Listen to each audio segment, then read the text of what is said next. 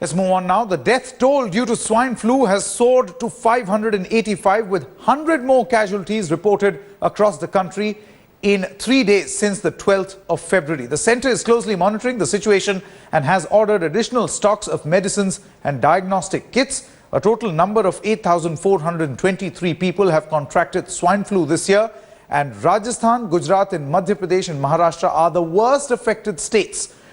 Now, recently, 3 people died in Gurgaon in the National Capital Region due to swine flu. 17 are critical and 1,500 have tested positive for the H1N1 virus.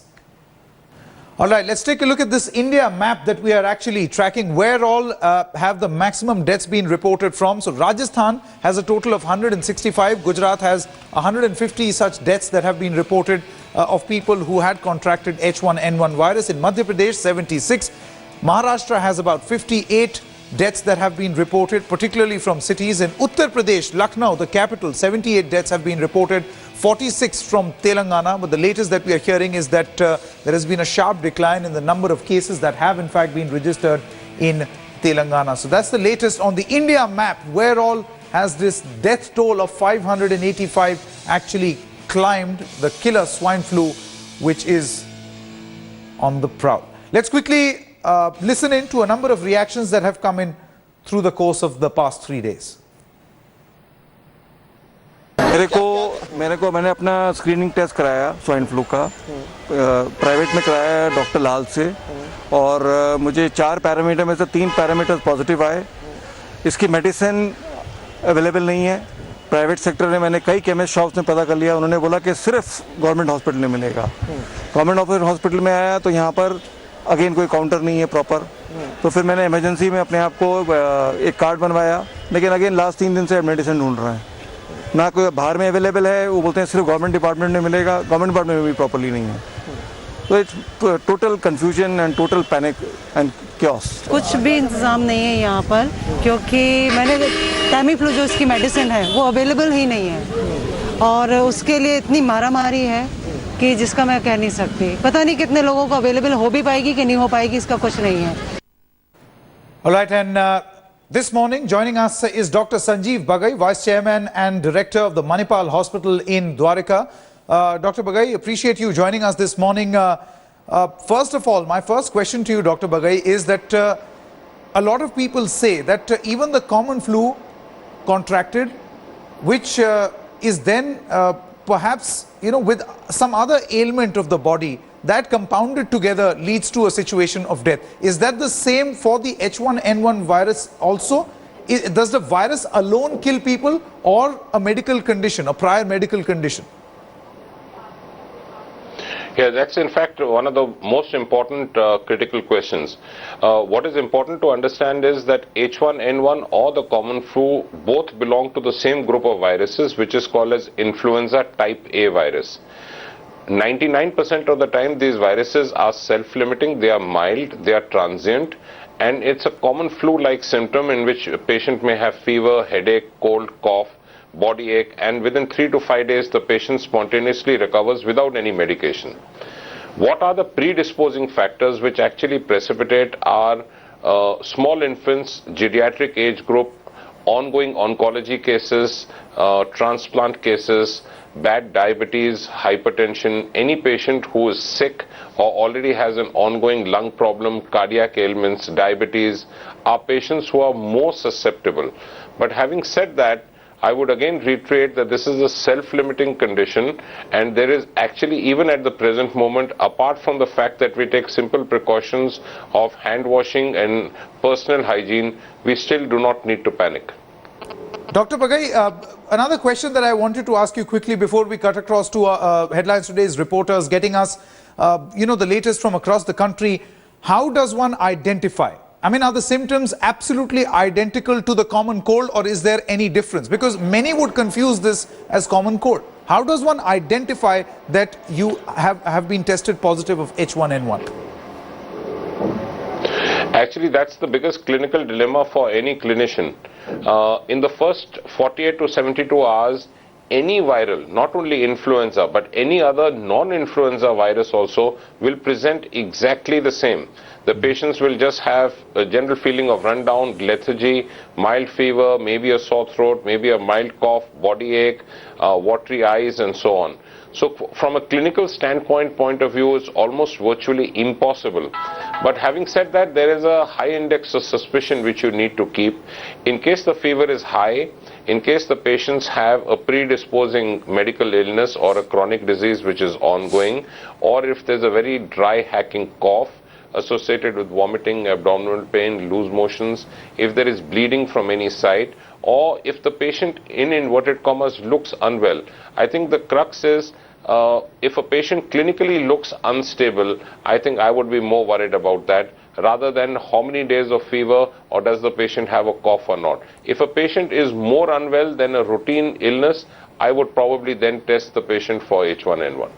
Dr. Bagay, do stay on with us. Let's quickly go across to Rishika Barua, who joins us from the national capital. Now, Rishika, some cases have come to light in the national capital region as well. 3 deaths reported from Gurgaon. What really, number one, are the medical provisions that have been made by the establishment to deal with this particular crisis, particularly considering the fact that 585 people have lost their lives? Well, absolutely, Sanket. So far, there are about 1,600 people, as per the official statistics, who have in fact been diagnosed with this particular virus. There were 881 tests conducted yesterday alone, out of which, according to the statistics that have been provided to us by the Delhi government, 131 have in fact tested positive. This is just yesterday. But having said that, the authorities continue to maintain that this is not a situation of alarm. There are 26 hospitals across the national capital region that have been specifically designated to deal with cases of swine flu. There are 19 government hospitals and 7 private hospitals.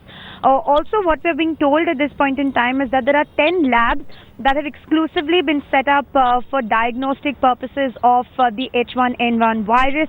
Having said that, Sanket, as far as the authorities are concerned, they do claim that Tamiflu is available, especially at all chemists in these designated 26 hospitals. They also claim that it is readily available elsewhere. But, having said that, the ground reality is a bit different because we have been speaking with people. We've also been speaking with chemists, and they obviously say that, given the fact that there is a panic situation that has, in fact, it's pretty much like a panic situation that's caused a shortage of the drug at this point in time.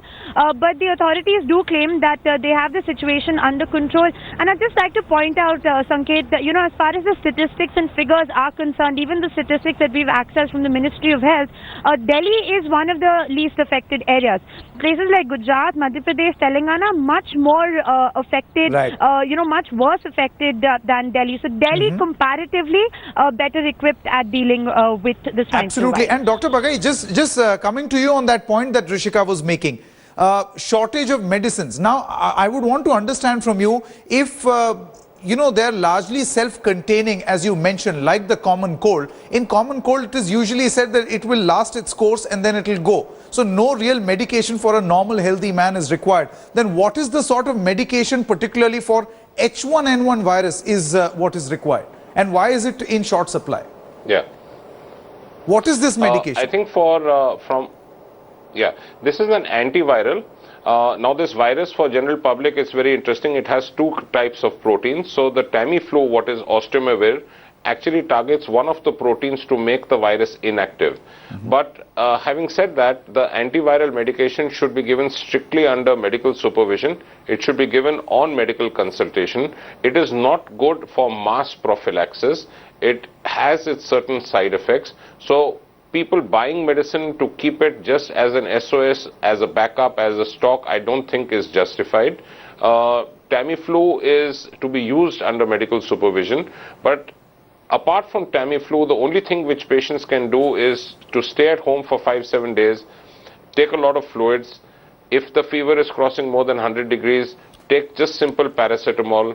Do not burst into courses of antibiotics, which is the most common error which patients do because of self-medication.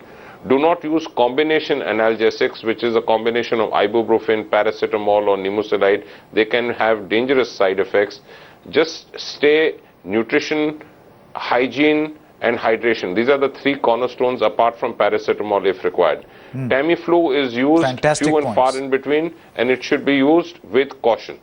No, that's fantastic, Dr. Bagay. I'm sure a lot of people will appreciate the points that you are actually making, because it reduces the panic level among the people. Let's also quickly tell you, as swine flu is spreading across the country, here are the precautions you and your family can take to stay safe from the deadly virus. Some of the points that Dr. Bagay was in fact mentioning.